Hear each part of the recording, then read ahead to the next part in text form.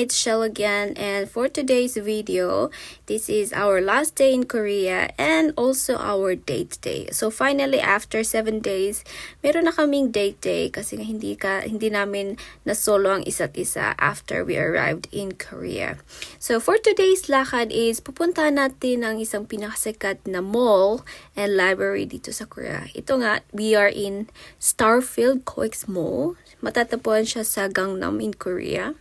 Actually, yung mall na to is, ang laki talaga, ang dami mong pwedeng gawin. Pero ang akin lang is, gusto ko lang makita yung library na nagtitrending dito sa Korea. Kasi nga, gusto ko ring magpa-picture. And ito na nga, nakarating na tayo. Itong itsura niya. May mga cafe or mga seats na pwede mong tambayan kung gusto mong magbasa or magkape. And ito na nga, ang laki talaga niya. Pero alam nyo ba na itong building na to is natapos siya or na-construct siya ng 3 years at natapos na agad. And yan na nga, nag-start na kaming magpa-picture. Actually, picture or video man. Hindi talaga pwedeng nakasakay. Ano pa ba yun? Nakasakay ka sa elevator mag-isa kasi ang hirap talagang gawin yun kasi ang daming tao. Yun na nga, pa-angle na lang and ikaw na yung bahalang kumuha ng perfect angle para sa iyong Instagram. So, yan na yung amin. Yan na talagang best namin. At dahil nga nag-curious ako kung talagang totoo yung mga books dito, nag-research talaga ako kung ilan yung mga books na nandito. So, according to Wikipedia, meron silang 50,000 books na nandito. May mga magazines, 600 magazines at mga e-books. Pero yung sa pinakataas, hindi siya totoong books. So, ginawa na lang nilang decoration para mukha siyang madami kasi nga hindi talaga maabot nga naman ng mga tao dyan. Kaya parang decoration na lang yung parang ginawa nila. So, by the way, free nga lang pala ang pagpunta dyan. So, you can stay anytime you want and magkape or magbasa ng books. So, hindi nga na kami nagtagal dyan. Mga 20 or 30 minutes lang kami. And pumunta na kami sa aming next destination, which is one of the famous places na bisitahin din dito sa Seoul, which is Bukchon Hanok Village. Malapit lang siya sa Gyeongbok Palace, pero kailangan mag-bus kasi paglalakarin parang malayo na siya. So, ayan na, nakarating na tayo dito. So, hindi na namin nilakad kasi malayo. Pero pag galing kayo ng Gyeongbok Palace, pwede nyo namang lakarin. At pwede nyo rin suotin yung hanbok nyo from Gyeongbok Palace to here. Kasi ito rin yung isang pinaka tourist spot na pwede nyong pagpicturean. Pero hindi nga kami nakapunta sa Gyeongbok Palace. And actually, gusto namin itry magsuot ng traditional Korean clothes. Pero sabi ko, okay lang. Kasi nga nagsuot na ako kahapon. So, yan, naglakad-lakad na lang kami. And out of curiosity, alam niyo ba kung bakit Bukchon Village ang tawag dyan? So, of course, nag-research ako kasi nga, bakit ba Bukchon Hanok Village ang tawag nila dito? Ayun na nga, so ayon sa ating research, kaya pala tinawag na Hanok Village dito is dito sa area na to makikita mo ang mga old Korean traditional houses, which means nung unang panahon, ang Hanok means traditional house or yung tawag nila sa house nila, kaya Hanok Village. And yung Bukchon naman means north, so it means yung place na to is nasa north, so tawag nila is Bukchon Hanok Village. O, diba? May natututunan tayo habang nagtutour. So, anyway, ito yung main street na kung saan ito yung pinakasikat na street. Pero, hindi mo talaga makukuha ng magandang angle kung hindi mo alam magpa-picture. Kasi hindi talaga mauubusan ng tao dito. Residents man or tourists, ang daming tao dito. So, ayan, ganyan na lang kami magpa-picture. And actually, maganda talaga siya. So, ang ginawa lang namin is maglakad at tignan yung buong village. Actually, ang balak namin is maglakad-lakad muna at tignan yung mga places na hindi namin makikita or titingin ng place na walang tao. Pero, unfortunately, wala talaga. And actually, this is already afternoon, mga 3 to 4 p.m. na siya. And yan, marami pa ring tao. Ang ginawa lang namin is nag-selfie na lang kami kasi meron pa kaming pupuntang ibang places. Kasi ito nga yung last day namin. Gusto pa namin puntahan yung Namsan Tower. So, ayan, nag-picture lang kami para meron kaming memories. At saka, ito pala yung, ewan ko, first time ata ni Juning pumunta dito. Di ko alam kung bakit hindi siya pumunta. Taga Seoul naman tong taong ito. Anyway, Since malapit lang naman yung Gyeongbok Palace sa Hanok Village, nilakad na lang namin papunta dito kasi gusto namin magpa-picture together. And actually, nakarating na kami dito, ayan, yung mga wall. Pero hindi namin in-expect na close pala ang Gyeongbok Palace every Tuesday. So, ayan, so nilakad na lang namin and dumiretso na kami dito sa Myeongdong kasi nagutom na kami kasi it's dinner time. So, ang recommend ni Junhee na chicken is, ayun, hindi siya barbecue grilled chicken. BHC chicken.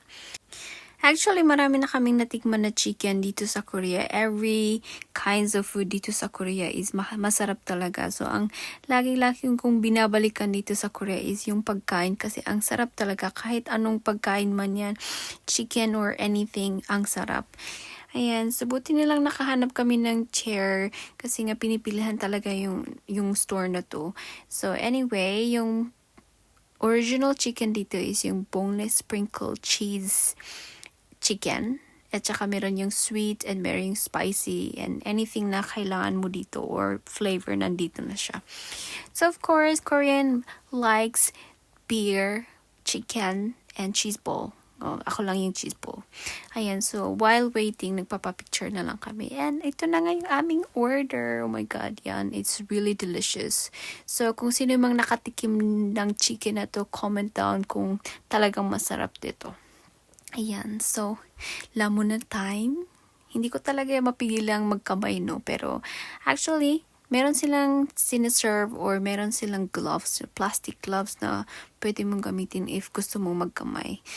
Buti na lang pag sa Pilipinas wala ng plastic. Pero anyway, magpa-plastic ako kasi nga nandun ako sa Korea. Char. O diba, pag lamunan wala na talagang puwis-puwis. Pagkakain talaga kasi nagugutom ako at saka ang sobrang sarap. Ayan, so pa-sweet-sweet na lang kami pero hindi talaga ako sweet. Ayun, lalafang na lang ako. Ganyan talaga ako kumain. Anyway, tapos na kami and dumiretso na kami sa Myeongdong Street kung saan pwede nyo makita lahat ng pagkain na gusto nyo kainin sa Korea. Ayan, ang daming pagpipilian. And yeah, that's like around 6,000 won. Ayan, ang daming pagkain. Pero busog na ako. So, ayan, pinipicturean ko na lang. Binivideohan ko. Diba? Ang sarap. May mga fruits and everything. Ayan, mukha na akong mando. Charing. Alisin ko na nga. Ayan, kasi malamig pa sa Korea nung pumunta kami winter. Ayan, so, binabalak namin is bumili ng mga souvenir pag babalik kami ng Japan for my friends and Junie's friends. Ayan, so, dito pwede kayong bumili ng mga souvenirs, mga cosmetics, and the prices are really good. Ayan, so, nandito kami sa Nature Republic. Ayan yung mga facial washes. So, ipibili kayo dito, meron silang mga 1+1 or something. So, pwede kayong bumili as much as you can. Mas mura talaga. And, ayan, napadaan lang kami dito sa Shingage. Paano ba sabihin yan? Anyway, ito yung pinakasikat during winter kasi meron silang illumination. Malapit lang yan sa kalsada. So, anyway, ayun, nagpapapicture kami para lang may memories kaming dalawa kasi walang magpipicture sa amin. Char. Anyway, pumunta rin kami sa isang famous church dito sa Myeongdong. Pag gusto nyong makita yung mga magandang illumination sa Myeongdong, malapit lang to sa cathedral na famous church, malapit lang dito. Ayan, ang super cute. And actually, ako lang yung nag-ask sa kanya na, meron kasi si Mama Mary doon, parang di ba cathedral nga and Catholic ako. So anyway, inask ko siyang mag-pray coming together. Anyway, kung nag-pray siya, very good. And ayun na nga, nagyaya na siyang magkape kasi nga, kiniginaw na talaga siya. Tsaka mahilig talaga silang magkape ng parang late at night. But anyway, ayan, may nakita kaming cafe. The Cafe Bean. Ang ganda niya. Parang see-through and lahat buong floor is coffee shop. So, ayan, naintriga kami. And then, actually, we want to stay here. But anyway, we want to go home also because it's late at night. So, magkakape muna kami. And para lang maging warm yung katawan namin. Kasi meron pa kaming isang pupuntahan, yung famous illumination for winter nila dito. Ayoko sanang puntahan kasi super layo na yung nalakad namin for today. But sabi nga niya, this is really good place. But, oh my God, pagdating namin, walang illumination. Start pa lang sila. Of course, nagbunga na naman ako. Pero anyway, ayan, hindi pwedeng mag-complain. Baka iwan pa ako nito dito sa Korea. But anyway, ito yung nadatnan namin. And ito yung last stop na namin before the flight tomorrow. So, yeah, hindi na kami nag-video pa uwi kasi we were very tired. And yeah, that's all for today. And thank you for watching. So, I hope to see you next time in our next video. Super tagal ito. Pero anyway, thank you for watching. And see you guys. Bye!